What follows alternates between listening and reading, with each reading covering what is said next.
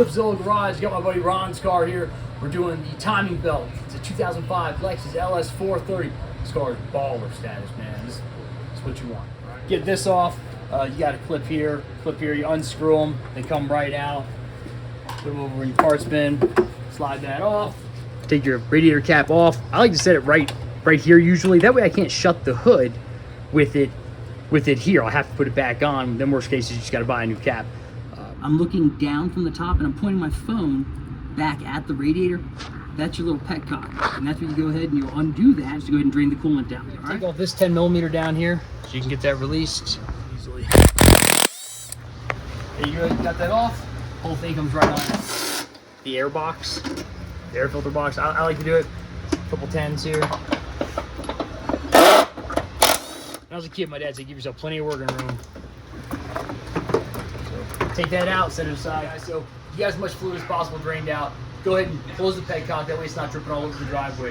You got a bracket here, a bracket here. I like to undo the hoses at these points here. That way you're not undoing at the radiator as well. You just pull the whole thing out. You take these two brackets off, set them over here. You're gonna have a large connector here on the back side. It's gonna be held in place by two retaining clips. Gently undo those. Don't just take some dice or side cutters and cut them off. And check it out. Back up for a sec. Got that undone? Oh, crap. You also want to undo the two transmission cooler lines. I went ahead and pinched them off with these pliers and bent them back out of the way.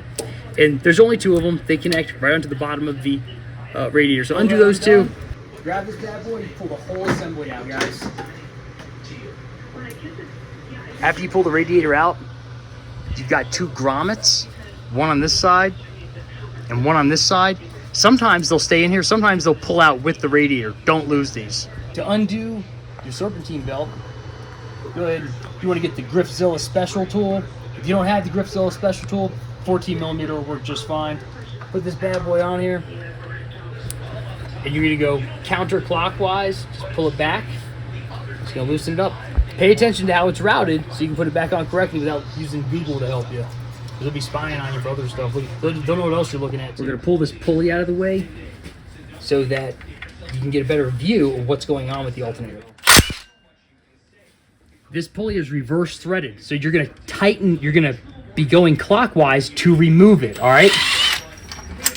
So if you keep going keep trying to loosen it up, turn to counterclockwise, you're gonna break it off. And Lexus probably wants about, you probably can't even buy the pulley, you probably have to buy the whole tension. You're gonna remove your alternator. As you come down here, you got 3 bolts, guys, all right?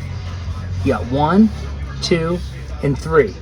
It's this one here is a 14, and this one here is a 14. This one here is a 12. It's very important that you do this one last. The reason being is that it's double nutted. It has what looks like a 14mm nut here on the back side. And if it's too tight and you undo this one here, if you go to undo this one and this one here is tight and this one here is tight, this ear will be pushing out. It'll break off the end of the alternator. And that's probably a $700 alternator from Lexus. So don't do that. Undo this one here and this one here first, and then you can undo this 12. That way when you go do this last one, get your 12 on here. As you can see, it's pulling out the whole thing. So make sure you undo the top and bottom one and then do this one, or you're gonna have a bad day. So you can see this is nice and tight up against here. It would have broke that ear off. Now we can just pull the whole thing out. And I did not disconnect the battery, so be very careful about where that positive cable is and if it's covered. Ours is right here and it's covered, so we're good. Make sure that doesn't touch the ground or anything like that. As you pull the cover back, we zoom in here, the wire that was going through, it goes right here to your cam sensor, and it's held on by a 10mm bolt right here. So you got a 10mm that was right up here, and then you're gonna have this 10mm stud and bolt. Pull this out. This cover's gonna come out as one piece, all right? Don't lose these bolts, you're gonna need those. When you go to undo this side, you got this one, you got 4 bolts, you got the nut right here in the middle. You don't need to undo this to take it out. Just pull it back, get it off the stud, get it off the stud right here, pull it back, get it off the stud. Just kind of rotate it down. Going further, let's get our timing marks lined up. One down here, 22 millimeter. Just gonna rotate it. Always want to rotate it clockwise, all right? We're gonna line that white mark up with the 0. The mark is white, so it stands out. It's not racist. And I like to go just a little bit past it, because when I take out this crank bolt, it's gonna spin backwards just a little bit, and it'll line up perfectly. So you get your impact in here. This is a little too manly. This isn't, it's a tight fit. You can get this in here, but you don't want to run into the condenser as you loosen it up here on the back side. So if we don't have to use this, we may need to use just to break it loose, but if we don't have to, we're gonna use this pint-sized version of it, man. It's a Harbor Freight special. It's an earthquake. I like these are bad. Check it out, put that bad boy on there. Look at that. And check it out, our timing marks, that's dead on the crank. Come over here. Just because this isn't perfectly centered on there doesn't mean it's not okay. This is acceptable. This one here looks like it's almost perfectly centered. This is acceptable. Don't get carried away if it's not exact. You have some doing that cover. As you come down from the top, the lower AC bolt is right here, and you want to undo this one as well, because that goes into that bracket for the timing cover. All right, guys, so we've got all of our bolts loose on the front here. We got the two 12s, the 12 here, 14 here, 14 nut here. We got the bolts off the end of the compressor. Now, it still doesn't really want to come forward. That's okay, we can help it, give it a little help. So what we'll do is we'll spray a little WD-40 right here, and a little down here where the compressor mounts up against it. And we're gonna try this. Give it a little insider trick here, guys. Just gently give it a little love here. You're gonna wanna undo these two 8 millimeters holding this bracket on, because it's pushing up against the bracket as it comes off. Get a little zippity-doo-dah, zippity-doo-dah. Pop that bracket out of the way so this can slide out. Grab on this, just pull it right out. Hey, if you're not able to get that out without undoing the third bolt on the compressor, then go ahead and undo the third bolt on the compressor. But most of the time, this with a pry bar and just a little nudge, you just gotta help it a little bit, you know. It'll come forward, and when you go back together, go ahead and spray. You'll put some grease on that, help it slide in there. With our marks lined up, we'll come down here, and we will undo this 12 millimeter here and this 12 millimeter here. Pop that one out, pop this one. We're not gonna pop and lock, we're just gonna pop, all right? With that loosened up, we can just slide our belt right off. Hey guys, I made a mistake right here. We want to go ahead and remove this T-stat housing first before doing the water pump. All right, so guys, when you get in here to get this out, I like to keep all these bolts in the holes. That way I know where they go when I'm going back together. This one over here is a nut. This will come right off. As you go to pull this off, it seems like it's binding up a little bit. There's an O-ring that goes on a pipe that goes into the back of the water pump. Just give it a little love, you know? What's love got to do? It's got a water pump to do with it. That's what it's got. I'll slide this bad boy right off. Go ahead and remove your old gasket here. And before I go back together, I like to go ahead and suck out some of this coolant on each side so that everything's nice and dry when I go back together with the new one. Just have a Scotch-Brite pad. Make sure you clean this up some. You don't want any crap on here as you go back together. If you don't have one, go ask your wife. If you don't have a wife, I highly recommend go getting one, because my wife is hot and awesome and had a Scotch-Brite pad for me. I like to go ahead and suck some of this down so it doesn't get on the new gasket. If you don't have a sucker, just go ahead and use a straw, like suck in a little bit and spit it out into something. Get ready to go back together. Check it out. Got the ASIN kit here. This is the only way to fly. This is the same parts that Toyota uses. They use a Mitsubishi belt, not Mitsubishi. Mitsubishi. This belt, it's Mitsubishi belt, made in Japan, just like the car. It says made in Japan right here. So we know this is good stuff. Best part, this is an ASIN water pump. This is what you want, is an ASIN pump. Don't get a GMB pump.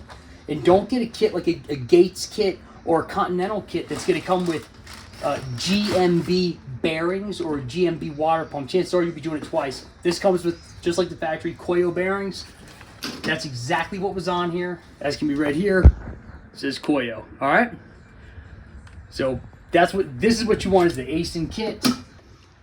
This kit didn't come with a new gasket to go here, and there was not a gasket here when I took it apart. It had silicone in there. So go ahead and clean all this off, and highly recommend just using the right stuff when you go back together to use that to reseal this. As like I said, it had silicone before. We'll use silicone going back together, and I highly recommend the right stuff. So here's the torque specs for the water pump and the water inlet housing. Hope it helps. Hey, you know, the Talmud used to say, if you don't teach your son a trade, you're teaching him to be a criminal. I'm part Jewish. Yeah, blonde hair, blue eyes. Yeah, I'm part Jewish. Check this out. Here's how I raised my kids. Eastwood. That's right, Yeah. like Clint Eastwood. Hey, Eastwood, what's this? A timing belt. How do you know? Because it has the teeth. Very good, buddy. All right, guys, get ready to go back together. Listen, take some pride in your work. I like to clean everything off first. If you're at a shop and they say, we don't have time for that, tell me. Kiss my grits. I really like this green grease. It's pretty awesome. So go ahead, grease that up. It'll just help it slide on better and help the water pump slide onto it easy. And that's gonna go right here. Slide that on. Get your nice new gasket. Slide this on here. Everything's nice, clean, and dry. So go ahead and use that green grease I showed you earlier. Lube this up a little bit. Make sure the rest of the water pump is clean and dry. Grab this bad boy. We got new bolts with the new water pump. You just put them on there good and tight, or you can just seat them. And after they're seated, you can go through with the torque wrench and hit them with the torque specs that I showed you guys earlier in the video. All right, guys, you gotta go ahead and torque down. Not twerk. None of that shaking your... Come on, man. None of that crap, all right? Torque, not twerk. Spec is 156 with the stud bolts. That's these ones here. You gotta make sure it's torqued. How do you know it's torqued? Because it's torqued to the maximum torque specification. All right, hey, as usual, you need the right stuff. Right stuff, not paying any endorsement on this commercial at all. Griffzilla Garage, but they should. Thank you. Get the right stuff. Let's put a nice bead in here. Pack it in real nice. Make sure it's nice and dry. You got this nice and dry in here. Nothing's gonna run out. So you can go ahead and plop this guy on there, right? Flip it around. We got both these parts lubed up so this O-ring can slide nicely into the manifold down here. Going back together, you got your nice Koyo tensioner roller. That on there. Don't forget this washer on the back or you can have a bad day, all right? So as you come down here, check your crank mark. As you get down here, you can see I went ahead and put a mark right here. And that lines up with, there's a little divot back here on the back with a little dot here on the front. We zoom in. You can see this little nipple pointing out right here. And there's a small divot right here. And that's your timing mark down here. On your passenger side, you can see we have this little divot here, this mark here. It's okay that it's not perfect, all right? And that lines up with this mark here on the front. All right, so guys, this cam, it's spun while I was putting the water pump on. That's okay, all right? Don't freak out. Our timing mark bounced all the way over here. That's okay. Don't freak out, it's gonna be all right. Put your 19 on there. You just bring it right back up where it needs to be, all right? So it's okay. Look, we have some wiggle room, all right, guys? Look, oops, see it bounced back. That's okay.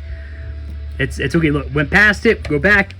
You can feel that it's moving easily. It's not smacking a valve, all right? So be aware of that. It's okay. You can move it some. So as you go to put this on, you'll have right cam that goes on the passenger side, left cam that faces on the driver's side, and then here on the bottom, you have crank. Those arrows point towards the front of the car. When you go to put this on, grab your crank one, and then check this out. That arrow is gonna line up right here. Come down here, look at your mirror, and you can see the yellow dot with that crank arrow lined up, pointing right on it. Come up over here, jam out of some tunes. It's right on. Come under here. Throw this bad boy on. Bring it up over here. Tuck that right over. Lines right up on the line. Throw this here. And then check this out, guys. You got this little bit of play right here. You can go ahead and put this on here. Pull it over just a little bit. Take out that tension. You get that just a little bit closer, perfectly lined up. That's totally acceptable. Don't freak out about that. All right, guys, with your belt on there, take your tensioner, nice NTN tensioner. Check this out. Made right in Japan. That's part of that awesome ASIN kit. All right. Throw this bad boy in here. The torque spec for this is 19 foot-pounds. All right. For anybody that's a little apprehensive about the timing marks where they are, what I'm gonna do is I've already tightened the tensioner down. But if I go ahead and I take this and I rotate it just a smidge back, just a smidge backwards, and usually you don't want to rotate it counterclockwise, but just to prove a point. I went back just a little bit. Now I'm gonna go forward just a hair, and check this out. Come in here, we're right on, all right? Come over here, pow, we're right on the money. You can see our white dot right here, lined right up with the little divot and nudge back here. And just to verify, we can look underneath again and see that we have our crank arrow right on the yellow dot on the crank sprocket. So get those marks, like I said, and as Notorious B.I.G. says, it's all good, baby, baby.